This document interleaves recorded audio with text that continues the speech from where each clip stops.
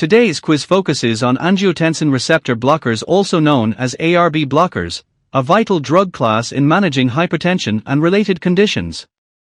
This quiz features 10 multiple-choice, scenario-based questions designed to test and expand your understanding. Each question offers 5 options, with the correct answer and a clear explanation provided. For a deeper dive into ARB blockers, don't miss the companion video covering key concepts, linked in the description. So, let's begin. Question 1. Mr. Anderson, a 58-year-old male with a history of hypertension and diabetic nephropathy, is started on losartan. He reports feeling dizzy after standing up suddenly. His blood pressure today is 105/68 mm of mercury. Serum creatinine is mildly elevated. Which of the following mechanisms explains the primary antihypertensive effect of losartan? Option A, direct inhibition of renin secretion. Option B, inhibition of angiotensin-converting enzyme. Option C, blockade of angiotensin II type 1 receptors. Option D, direct vasodilation of vascular smooth muscle via nitric oxide release. Option E, stimulation of bradykinin release.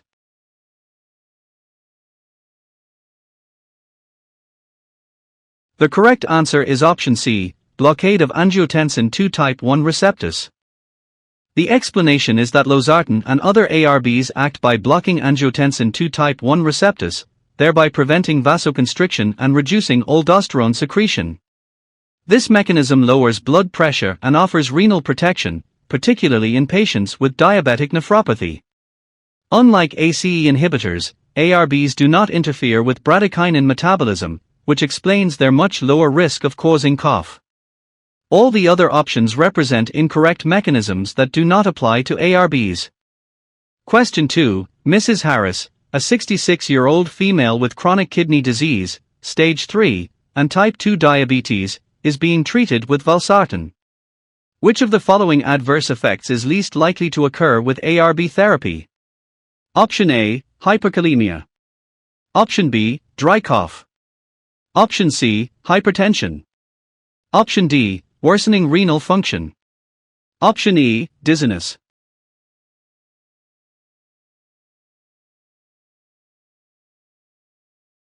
The correct answer is option B, dry cough. The explanation is that ARBs, unlike ACE inhibitors, do not increase bradykinin levels and therefore rarely cause cough. Hyperkalemia, hypertension, worsening renal function, and dizziness are recognized adverse effects of ARBs, especially in patients with CKD or diabetes. Dry cough is strongly associated with ACE inhibitors because of bradykinin accumulation. This makes ARBs a useful alternative for patients intolerant to ACE inhibitors due to cough. Question 3. Mr. Walker, a 72-year-old male with heart failure with reduced ejection fraction, is taking candesartan, furosemide, and metoprolol. His potassium is 5.9 millimoles per liter, with the normal range being 3.5 to 5.0. Which of the following is the most important next step? Option A, continue current therapy without changes. Option B, discontinue candesartan and recheck potassium. Option C, increase furosemide dose. Option D, add spirolactone. Option E, start potassium supplements.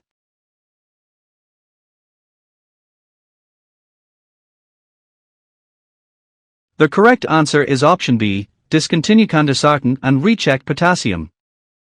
The explanation is that hyperkalemia is a serious complication of ARB therapy, particularly in patients with renal dysfunction. A potassium level of 5.9 is significantly elevated and can lead to life-threatening arrhythmias if not addressed. The immediate step is discontinuation of candesartan to reduce potassium retention. Increasing furosemide may help but is not as critical as stopping the drug that is directly worsening potassium levels. Question 4. Ms. Johnson, a 35-year-old woman at 12 weeks gestation, was recently switched from losartan to labetalol after confirming pregnancy. Which of the following is the most important reason for discontinuing losartan?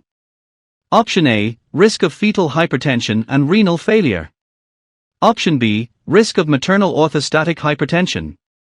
Option C, risk of gestational diabetes. Option D, risk of maternal bradycardia.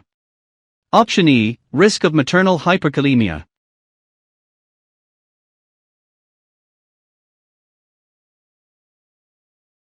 The correct answer is option A, risk of fetal hypertension and renal failure. The explanation is that ARBs are contraindicated in pregnancy because they can impair fetal renal development. They may also cause oligohydramnios, hypertension, and even renal failure in the fetus. Safer antihypertensives in pregnancy include labetalol, nifedipine, and methyldopar. Maternal risks like hypertension or hyperkalemia are less concerning compared to the severe fetal complications. Question 5. Mr. Parker, a 60-year-old male with hypertension, is prescribed telmisartan. All of the following statements regarding ARB pharmacology are correct except option A, ARBs selectively block angiotensin II type 1 receptors. Option B, ARBs increase plasma renin activity and angiotensin II levels. Option C, ARBs increase bradykinin levels significantly. Option D, ARBs cause vasodilation and reduce aldosterone secretion. Option E, ARBs are effective in reducing proteinuria in diabetic nephropathy.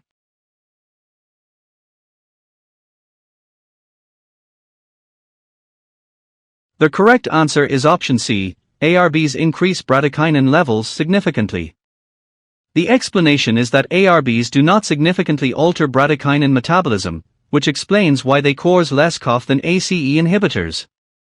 Instead, ARBs act by blocking angiotensin II type 1 receptors, leading to vasodilation and reduced aldosterone secretion. They increase renin activity and angiotensin II levels due to loss of negative feedback.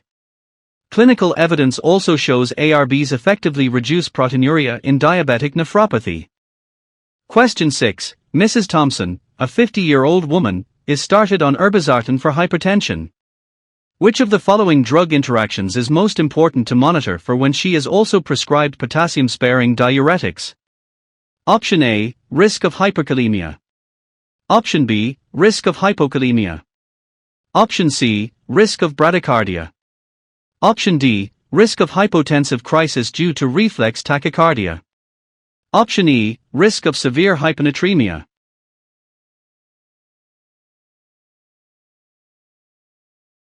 The correct answer is option A, risk of hyperkalemia. The explanation is that ARBs such as irbesartan reduce aldosterone secretion, leading to less potassium excretion. When combined with potassium-sparing diuretics, this can cause dangerous rises in serum potassium. Hyperkalemia increases the risk of arrhythmias, which can be life-threatening. The other options are incorrect, as ARBs do not commonly cause hypokalemia, bradycardia, severe hyponatremia, or reflex tachycardia crises. Question 7. Mr. Williams, a 65-year-old male with bilateral renal artery stenosis, is started on olmesartan. Within a week, he develops severe rise in creatinine and oliguria. Which of the following explains this adverse event? Option A, excessive activation of AT1 receptors. Option B, preferential efferent arteriole dilation reducing glomerular filtration pressure. Option C, preferential afferent arteriole vasoconstriction reducing renal perfusion. Option D, increased aldosterone secretion causing nephrotoxicity. Option E, increased bradykinin leading to renal ischemia.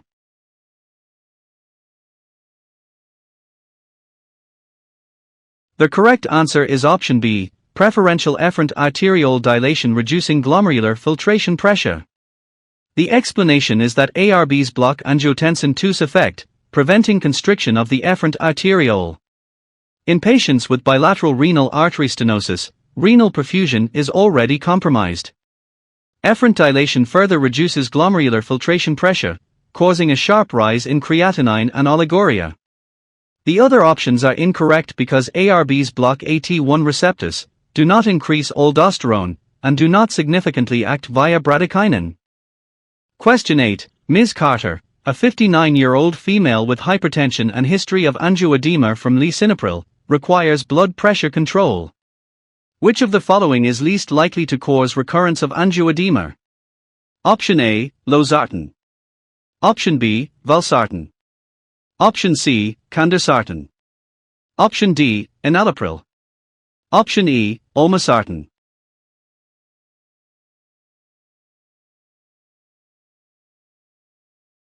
The correct answer is option D, enalapril.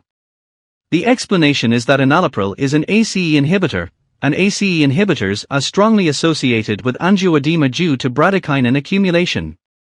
ARBs like losartan, valsartan, candesartan, and olmesartan have a much lower risk since they do not significantly affect bradykinin breakdown. Although rare cases of angioedema have been reported with ARBs, the risk is substantially less than with ACE inhibitors. Therefore, enalapril is the least suitable drug in this patient with previous angioedema. Question 9. Mr. Bennett, a 48-year-old male, presents with resistant hypertension. He is taking losartan, amlodipine, and hydrochlorothiazide. All of the following monitoring parameters are recommended during ARB therapy except Option A, serum potassium. Option B, renal function, creatinine, eGFR. Option C, liver function tests routinely in all patients. Option D, blood pressure. Option E, signs of angioedema.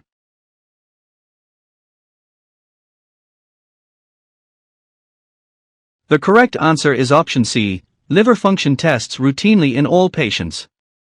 The explanation is that ARBs primarily require monitoring of renal function and potassium, as they can cause hypokalemia and renal impairment. Blood pressure and signs of angioedema should also be monitored to ensure treatment safety. Routine liver function monitoring is not necessary for most patients, though caution is advised in those with known hepatic impairment. Therefore, option C is not a standard monitoring requirement for ARB therapy. Question 10. Mrs. Young, a 70-year-old woman with hypertension and mild hepatic impairment is started on valsartan. Which of the following statements regarding ARB pharmacokinetics is least accurate? Option A, ARBs are primarily excreted unchanged in bile and urine. Option B, ARBs have high first-pass metabolism in the liver.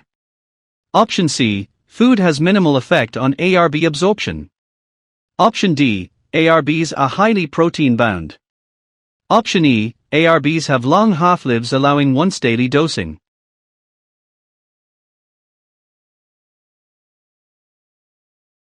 The correct answer is option B, ARBs have high first-pass metabolism in the liver. The explanation is that most ARBs undergo limited hepatic metabolism and do not have significant first-pass effects.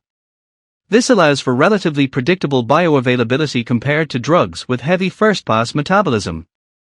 The other statements are correct. ARBs are excreted largely unchanged, are highly protein-bound, minimally affected by food, and have long half-lives supporting once-daily dosing. Thus, option B is the least accurate statement. Conclusion. That wraps up our revision on angiotensin receptor blockers. I hope you found this quiz session engaging and informative. To deepen your knowledge further, consider reading resources like Katzung and Trevor's Clinical Pharmacology, Rang and Dale's Pharmacology, and the British National Formulary, BNF. These references will solidify your understanding and enhance your preparation.